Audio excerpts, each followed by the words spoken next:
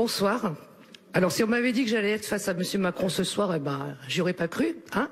Mais quand je l'ai vu à BFM tout à l'heure, j'ai dit je prends ma voiture et j'y vais parce que moi je vais lui parler ce soir. Donc, Monsieur le Président, parce qu'on m'a bien élevé, donc je vais dire Monsieur le Président.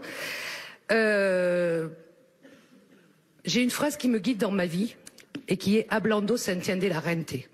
Ce qui veut dire en français, c'est en parlant que les gens se comprennent.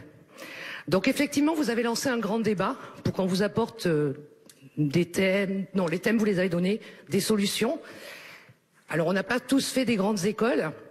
Des solutions, on en a parce qu'on les vit, on vit au quotidien des situations graves. Moi, je suis privilégiée, mais je vois autour de moi des gens qui souffrent. Et notamment, les impôts, moi, l'ISF, je suis d'accord avec vous, hein, c'est pas 4 milliards de plus ou de moins qui vont nous faire quelque chose. S'ils les investissent, tant mieux. S'ils les investissent pas, il faudra leur taper dessus.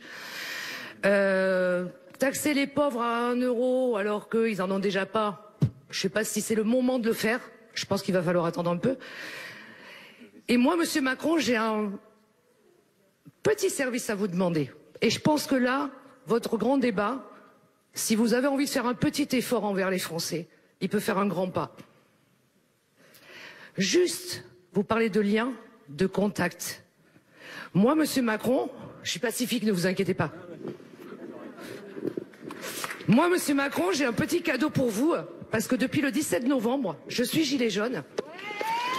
Je suis gilet jaune, Monsieur Macron. Et j'ai envie que vous le soyez avec nous. Attendez, je vais pas me déshabiller, ne vous inquiétez pas. Là, je suis un peu émue quand même, je vous l'avoue, alors que... Non. Je vais vous le rendre. Hop. De moi, Monsieur Macron, et j'espère que BFM... Non, je vais vous le prendre. Je vais vous le prendre, mais je ne le mettrai pas. Monsieur Macron, nous sommes toutes des femmes ici, et je pense que vous devez faire plaisir aux dames. S'il vous plaît, vous ne pouvez pas refuser à une dame. Non, regardez, Monsieur Macron, regardez ce que l'on va faire. Regardez, écoutez-moi, ayez confiance en moi. Je ne vais pas. Tenez, Madame Schiappa, je vous porte pas dans mon cœur non plus parce que vous avez des phrases des fois qui me déplaisent. Mais je vais vous dire. Mais bon, je suis là quand même. Je suis le président de toutes les Françaises et de tous les Français. Oui.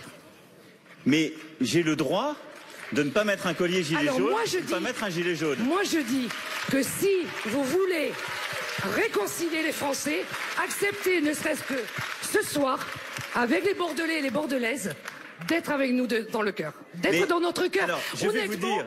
Je pensais pas que je pourrais vous parler.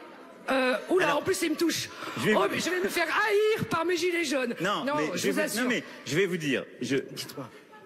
Ce débat, pour moi, il est très important. Mais oui, et c'est très important que vous puissiez dire les choses. Oui. Je veux bien le prendre si vous me faites un cadeau. Non, mais parce je que veux que vous le portiez quand même. Mais je ne vais ni porter le gilet jaune, ni porter le... Parce que de la même manière... Vous n'allez pas le jeter alors? Pardon? Vous n'allez pas le jeter? Non, si vous m'offrez, je le prends, parce que je dis je suis le président de toutes les Françaises et de tous les Français. Oui. Mais je ne vais pas dire j'appartiens à un groupe, et ça n'est pas... C'est pas une question d'appartenance, c'est une question de faire un geste pour dire je vais vous entendre, mais je vais vous écouter surtout. Je l'ai fait ce geste. Vous entendre, on vous voit. Non, il y a une réponse qui a été apportée le 10 décembre. Non, pas les 10 milliards d'euros, s'il vous plaît. Non, mais pardon, enfin... Voilà, c'est pas ça. Mais si c'est une vraie réponse... Non, mais je pense pas. Mais moi, je crois que si. Et les gens. Savez, Monsieur Macron, et je pense qu'il faut que vous demandiez aux gens qui ont touché le 4 février dernier la prime d'activité si c'est pas une réponse qui peut changer leur vie. Et on en connaît beaucoup qui l'ont pas touché. On en connaît beaucoup dont les appels ont baissé. Ils n'y ont peut-être pas droit. Mais si, et demandez aux gens qui vont toucher à partir de mai la réparation sur la CSG qui a été décidée, et demander... Voilà, donc ce sont des vraies choses. Vous pouvez pas me dire 2 € enlevés là, c'est terrible, et je vais dans la rue. L'augmentation, c'est terrible, et de dire 10 milliards, c'est rien. Le problème, Monsieur Macron, vous voyez, quand je vous faisais signe, je me suis dit, allez, il est peut-être abordable et il est peut-être vraiment sincère.